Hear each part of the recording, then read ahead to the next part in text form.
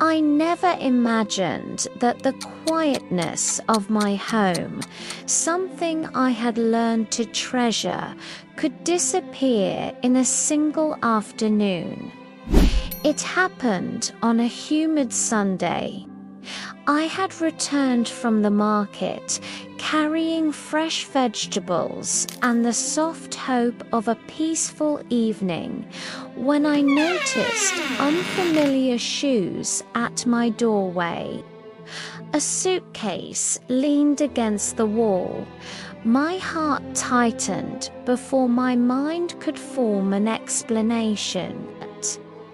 When I stepped inside, my son, my only son, was in the living room with his wife, arranging cushions as if they had always lived here. We moved in," he said casually, like telling me the time of day. Moved in, not asked, not asterisk discussed, just announced. I felt the air thicken in my chest. "Better? What do you mean moved in?" My daughter-in-law avoided my eyes. She walked past me with the kind of confidence people have in their own space. Only for a while, she murmured, already opening cupboards. My home, a place I had kept tidy with my own hands, through loneliness and long nights, felt suddenly occupied, taken over by footsteps that didn't wait for permission. The clash of expectations within hours, the house had changed. The kitchen smelled of perfumes I never used. Doors opened and closed without my knowing who was behind them. My son and daughter-in-law stayed in my bedroom because the light is better there. My routines, the ones that carried me through the quiet years after my husband died, suddenly felt childish, inconvenient to them. They weren't cruel, just careless in the way people become when they assume you will adjust. One evening, when they asked me to eat later because they wanted the dining table, I felt a sting, sharp, unexpected, humiliating. I found myself standing at the sink, pretending to wash a plate that was already clean, wondering how I had become a guest in my own home. Reflection in the quiet hours that night, after they had drifted into the comfort of sleep, I sat in the dim light of the living room. The clock ticked loudly, echoing memories of years spent raising my son alone, working double shifts, skipping meals so he could eat more, telling myself that motherhood meant endurance. But as I watched the shadows settle, a question rose inside me, so simple yet so frightening. Asterisk, asterisk, when did I stop being a person and become only a provider? I pressed my palms together to stop them from shaking. I was afraid of confrontation, of losing my son's love, of being blamed for wanting space in my own home. But beneath that fear was something new, something quietly rising, a feeling I hadn't allowed myself in years.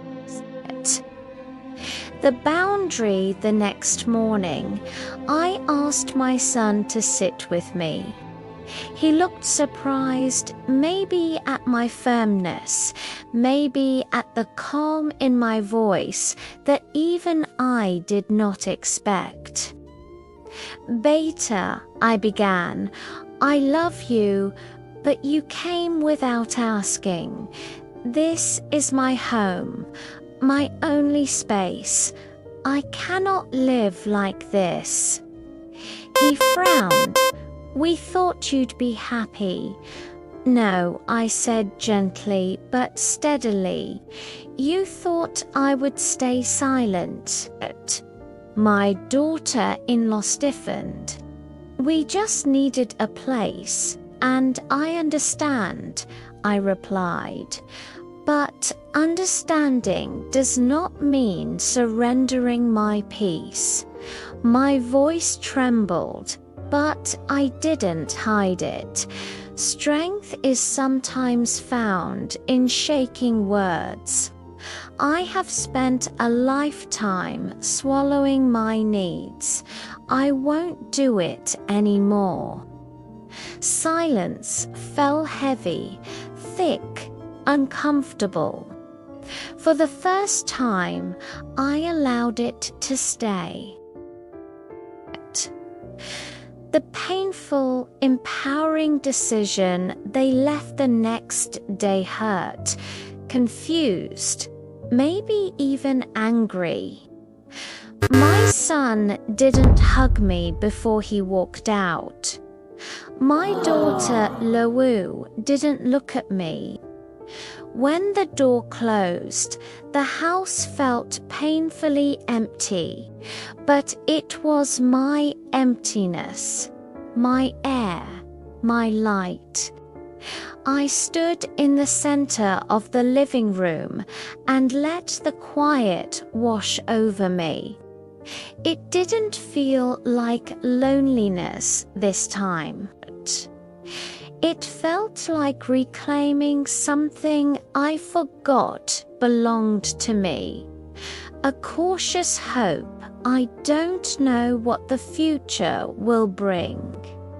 Maybe my son will understand one day. Maybe he won't. I cannot control that. What I can control is this: I finally chose myself. Not out of selfishness, not out of anger, but out of the simple truth that love without respect is not love, it is erasure. And I am done being erased. For the first time in decades, I feel like a woman who has a name, a voice, and a right to her own life. And that is enough for now.